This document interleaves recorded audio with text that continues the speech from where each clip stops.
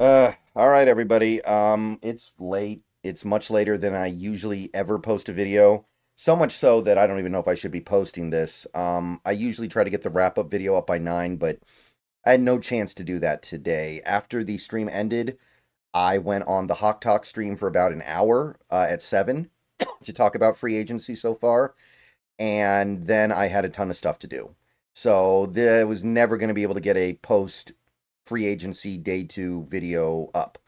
So sorry that a lot of people, maybe even most people, won't be able to see this video until it doesn't matter, but I'm going to go ahead and post it anyway, although quite honestly, there really isn't a ton to say. Well, there's a lot to say, but we didn't do anything. So you could even make an argument that not posting a video would be appropriate, but just because we didn't do anything doesn't mean that we didn't learn anything.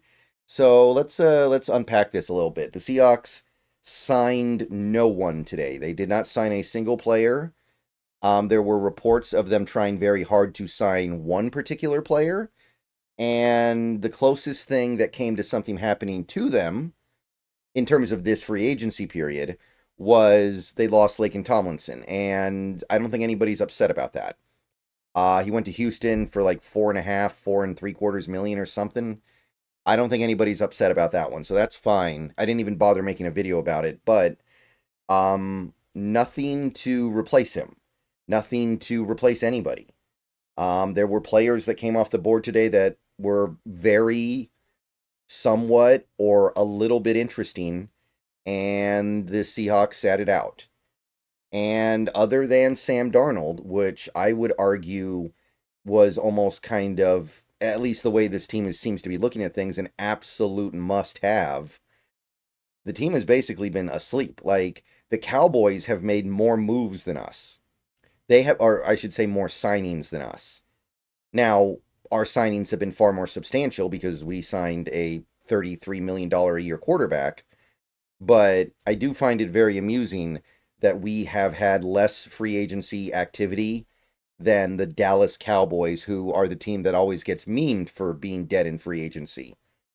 So people, my impression of things is that people are losing their patience, people are getting upset, people are they're not happy. And some of it is you're in the moment. Like for me personally, I sat there on stream for 8 hours today and the team didn't do anything. Like that was something that kind of made me feel a little goofy at the end of the day. It's like, man, what was all this for? Like doing all that for one meaningless move would have been one thing, but nothing. But there was a lot of stuff that happened across the league, and some of it was very interesting. Don't get me wrong, and we had fun. But I was still just like, man, where's the payoff? Where's the money shot? I mean, even something as minor as signing a backup safety or like a Josh Jones level player for the guard depth. Well, maybe not guard depth, but center depth or something. So just on the surface, it's boring. Let's start there. But boring would not necessarily be bad, right? There was one thing pertaining to the Seahawks today that was really interesting.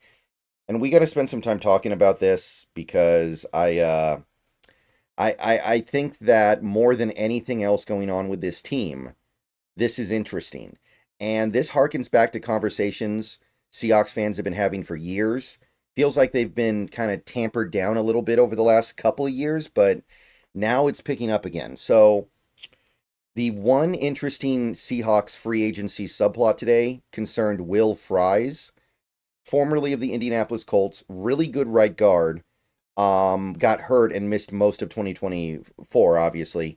There were problems here. Seahawks and Vikings got in a bidding war with each other for Will Fries.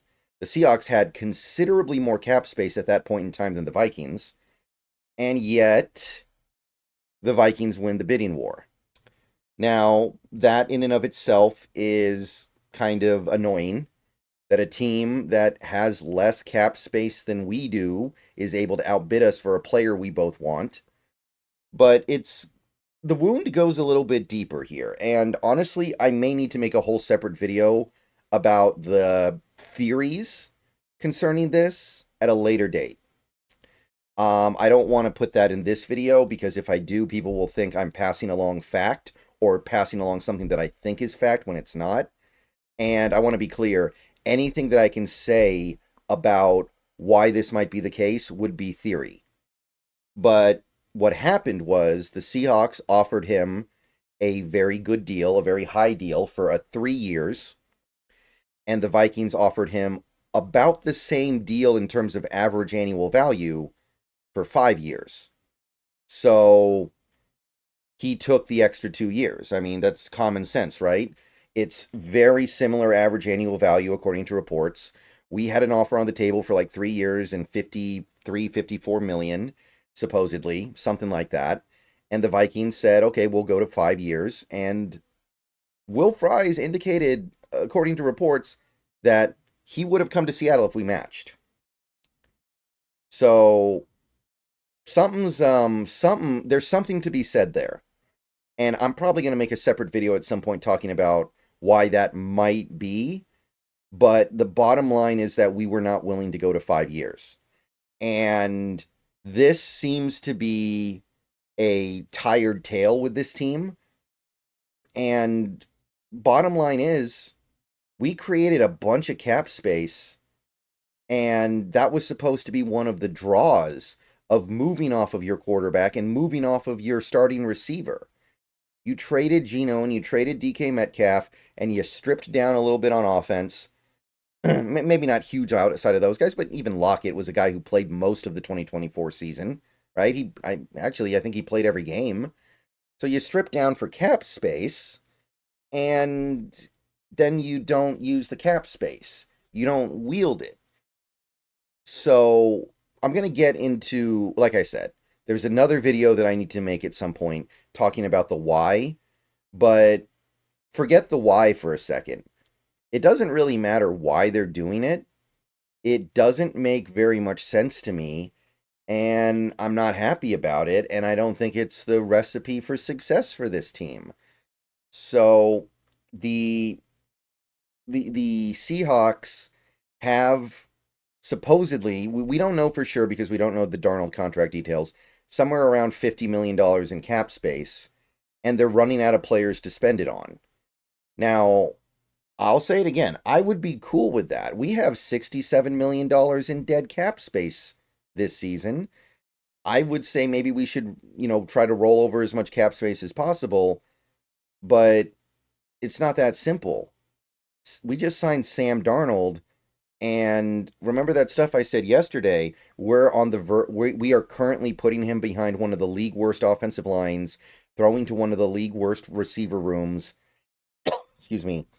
And throwing to an average tight end room and a good running back room, handing the ball off to a good running back room.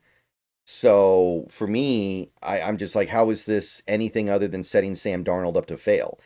Honestly, it'd be setting any quarterback up to fail for the most part, right? Like, even if we hadn't traded Geno Smith, this would be setting Geno Smith up to fail. I'd say the exact same thing. We could have Josh Allen at quarterback, and I'd still be like, well, yeah, he can overcome some of this, but this is not a Super Bowl winning recipe. This is a recipe to maybe get into the playoffs, and that's about it, which I was told was what we were trying to snap ourselves out of. And when you see something like today where the team does nothing and gets outbid by a team with less money to spend, makes you feel like you're stuck there. So, yeah, I'm pretty frustrated too. I'm not going to sit here and tell everybody to calm down. I honestly find that to be extremely patronizing. Like, right now, there are times where I will tell the fan base I think they need to calm down. There will be times where I think people are overreacting. Like, just as an example, you go to the comments on my video when we signed Josh Jones last night, people were losing their minds about that. And I don't reply to my comments 99.9% of the time because I don't have time for it. But if I did, I would have been telling people, guys, calm down. It's a swing tackle. It's a backup. It's not that big of a deal. But I don't think this is something to calm down about because this is something that is going to go on and on and on. And let me be clear, this is barely even about Will Fries. Giving Will Fries a 5-year deal is dicey. It is questionable, even though it would probably be really a 3-year deal and then it's pretty easy to get out of it. So I think that risk is pretty mitigated by that, the contracts being not fully guaranteed. But I will admit that I don't know if I wanted Will Fries enough to give him 5 years, $88 million or whatever it would have taken. But it seems like this is every single time. And if the reports that we've heard are believable, that the Seahawks refuse to give free agents more than a 4-year deal, and there's some fiscal reason why, and they'll never do it outside of a special teamer or a quarterback, and again, that's a video I got to make at some other time, it's not going to change. And it's really hard to imagine us doing what we need to do in this free agency period. It's really hard for us to use the cap space that we have, period. It's really hard to imagine us just spending this money effectively if we're not willing to go for broke a little bit. And the reports are that the team has a line they will not cross. And there are 31 other teams in the NFL that seem mostly willing to cross it. Do you know how hard it is to get into a bidding war for a desirable player and not have a team be willing to cross that line? So, frustrating day for sure. It's tomorrow's another day. And here's what I'm going to say. We are one news break away from immediately bringing the temperature down. If we get a news report tomorrow that we've signed, I can think of a few different players, but if we get a news report tomorrow that we signed this guy or that guy, fill in the blank, then everybody's going to chill out immediately. But until that happens, people are uncomfortable right now, and I don't blame them. See you guys later. Go Hawks.